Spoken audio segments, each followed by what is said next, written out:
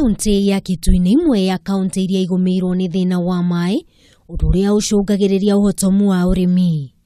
Na ĩrĩ ta njĩra imwe ya kũhũrana na thĩna ũyũ, Gavana wa Kitui Charity Ngilu nĩ arugũrĩtie mũtaratara wa gũtambia maĩ kaunti-inĩ ĩno na njĩra ya kwenja ndobori cia maĩ o ũndũ ũmwe na kũgũra matangi ma kũiga maĩ icigo iria igũmĩirwo mũno nĩ thĩna ũyũ. Ngilu nĩ oigĩte maĩ nĩ imwe cia manifesto ciake na nĩ harĩrĩirie kũhũrana na thĩna ũyũ ũrĩa ũkoretwo ũgũmĩire kaunti ĩno kwa ihinda iraya.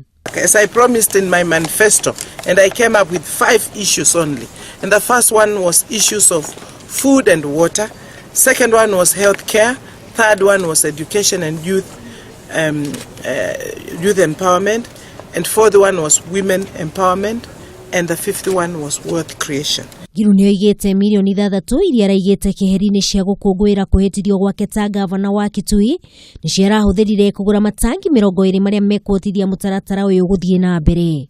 The women of Kitui County, as I promised them, will no longer, in the next 6 months, no woman will be going to look for water for more than 4 kilometers, because I'm going to open other 107 boreholes that have just very few small things that need to be done, and they will be working, and people will get clean water close to their home. Oho Ngilu nĩ amenereirie ateti arĩa mahũthagĩra mamirioni ma mbeca gũkũngũĩra ũhotani wao matigĩte mũingĩ ũkĩhinyĩrĩrĩka na mathĩna matiganĩte mangĩninwo nĩ mbeca icio.